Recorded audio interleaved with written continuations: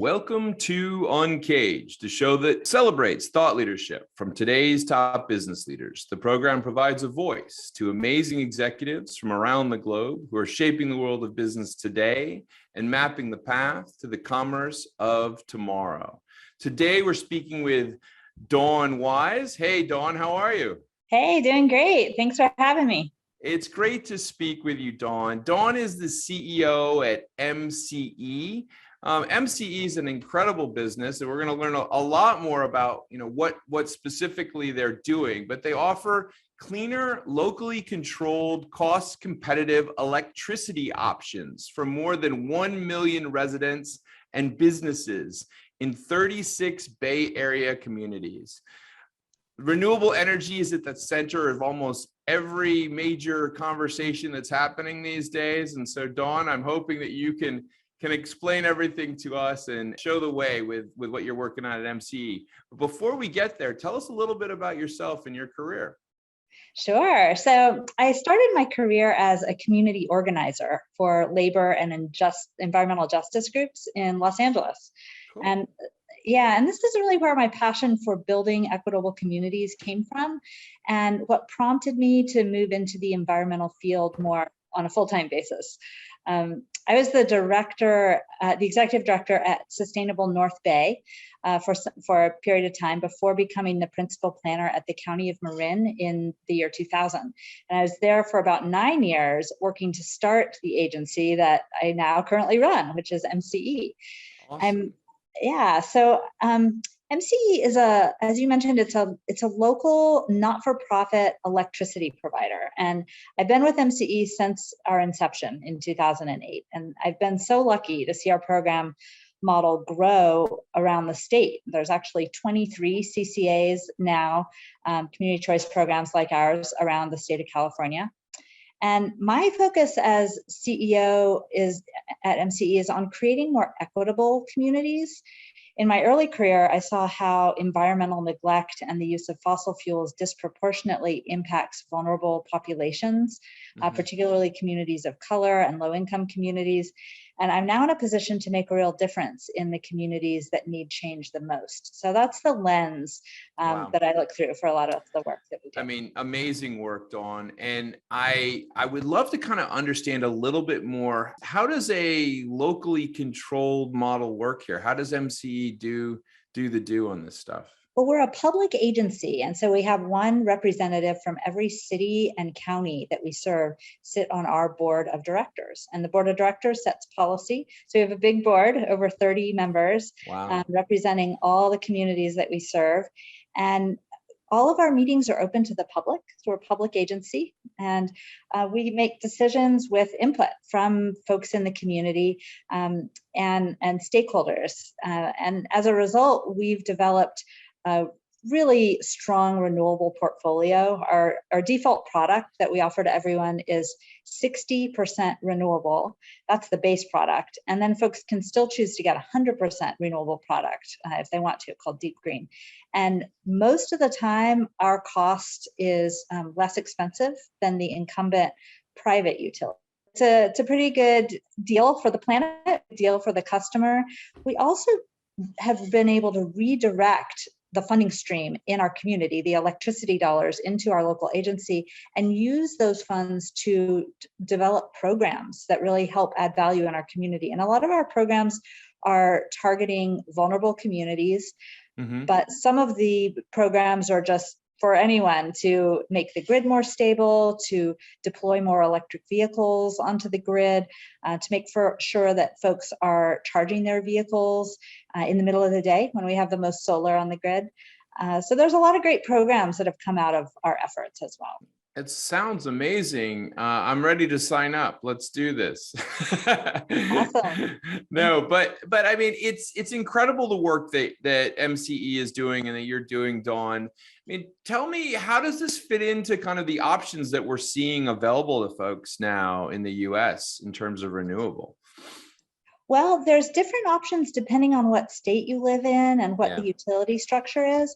Some states have a monopoly private utility that provides them with their power, and they don't have a choice. Some states have enabled choice through legislation. And fortunately, California is one of those places where there's a choice to go for the local public option. But regardless of what the state paradigm is, everyone can have access to solar on their own rooftops if they can afford it. And if they can't afford it, there are some programs out there, not as many as there need to be, because it is typically more accessible to wealthy customers. We think it's really important for folks that are going to put solar on their roof to also add a battery so that you can save that energy for the evening time when we tend to rely more on fossil fuels. Yeah, and I can imagine. It's such an interesting time. It seems like we're at a moment where the awareness is tremendous in terms of renewable energy, and we're seeing incredible solutions. Certainly, I think what MCE is doing is one of these ones where not only are you helping communities that perhaps would have been disadvantaged in a normal kind of energy discussion, but also, I mean, it seems like over time it should even be more cost effective. I mean, are you heartened by where we are, or what's your take on where we are in terms of the renewable landscape these days? Well, we still have a lot of work to do, but there's so many good examples out there that we can copy and expand upon. And one of the things I'm most excited about at the moment is a bill that we've been working on. It's AB 1814. That will allow programs like MCE to access transportation electrification funds from the state. Wow. About 40% of greenhouse gas emissions in California are produced by transportation. We've done an excellent job greening our electricity supply, as I was just mentioning, but we now really need to turn our attention to clean transportation options. Access to charging stations is one of the biggest barriers to adoption of electric vehicles. MCE has installed over 1,400 charging stations across our service area over the past few years through our own funding, but the state needs more than 1.2 million charging stations in order to reach our zero emission transportation goals. So we need access to much larger sources of funding in order to make this possible. We also need to help low-income folks get EVs by, we at MCE, we provide $3,500 rebates, and we have a smart charging program that shifts load away from that 4 to 6 peak period so that folks aren't charging during that time. And that allows us to rely less on fossil fuel generation in the evening hours.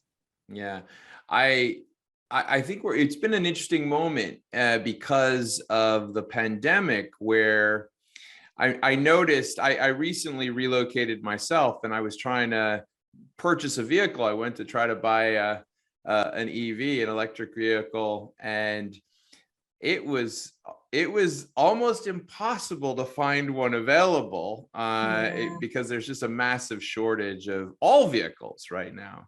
Yeah. I mean, tell me a little bit more about what's your experience been with this pandemic we've been living through, and any learnings that have come from it.